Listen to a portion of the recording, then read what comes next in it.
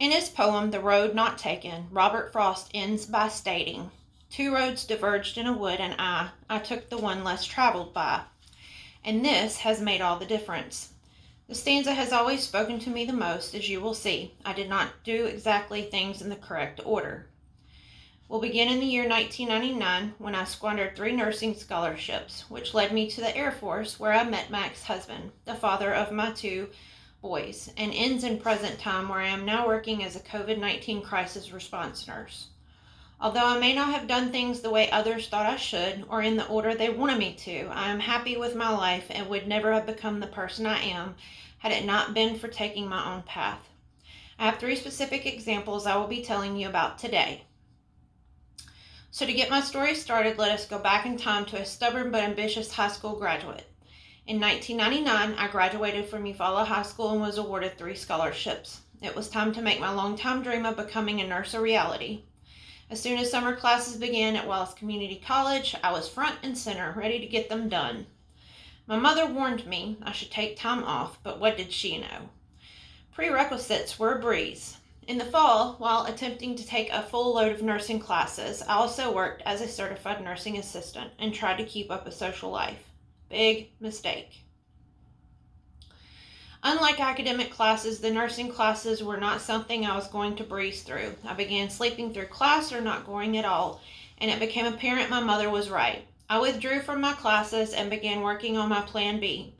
My father was a Navy veteran, and military service had always been an interest of mine. I prayed on it, as my mother advised me to do, and the next morning called the Air Force recruiter in Dothan. 6 months later, I was on an airplane out of Montgomery, Alabama, headed to Lackland Air Force Base to begin training to proudly serve my country. Fast forward not too far into the future to June 2001, to my first duty station at Dyess Air Force Base in Abilene, Texas. This is where I met my ex-husband, the father of my 2 beautiful sons. Just as I always knew I wanted to be a nurse, I also knew I wanted a family of my own. 3 months after meeting my husband, we were married. A year later, we started our family. When my enlistment was up, we decided my son and I would move back to Alabama, and he would follow as soon as he could get a transfer. Immediately after getting home to Alabama, I started the enrollment and application process for the LPN program at Wallace College. This time I had my GI Bill. Only 1 month into the LPN program, I found out my family of 3 would soon be a family of 4. I vowed to finish what I had started. Indeed, just 2 weeks before second semester finals, I delivered another bouncing baby boy. 4 months later, I graduated the LPN program on the dean's list. Let us now skip 15 more years from graduation to the beginning of the COVID pandemic. Working on Fort Benning had always been one of my goals. In June of 2018, I started at Sledgehammer Troop Medical Clinic as a clinic nurse. I loved my position, coworkers, and time there. During this time, I remarried and enjoyed career and financial security.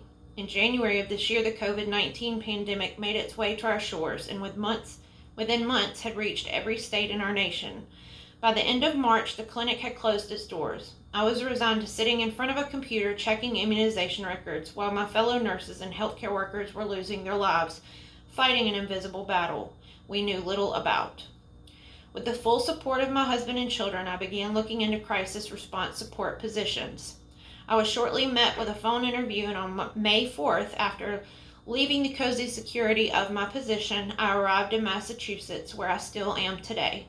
Although it is a little scary for multiple reasons, and I received pushback from the majority of my family, aside from my husband and children, I know in my heart I made the right decision.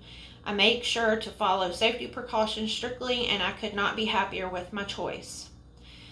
Now that we have traveled through time from past to present, I would like to conclude by saying once again how happy I am events took place in the order they did, how proud of the person I have become and continue to evolve into as I pursue my associates in nursing at Chattahoochee Valley Community College. From college dropout to veteran, from a young mother to college graduate, from a nurse sitting on the sidelines during the pandemic to a frontline warrior, I would have never accomplished any of these feats if I had fulfilled the wishes of others and not myself. I plan to continue making my children and myself proud, reaching goals others tell me are not possible. I leave you with the first stanza from The Road Not Taken. 2 roads diverged in a yellow wood, and sorry, I could not travel both and be one traveler. Thank you for listening, and may all the roads you choose lead you somewhere you love.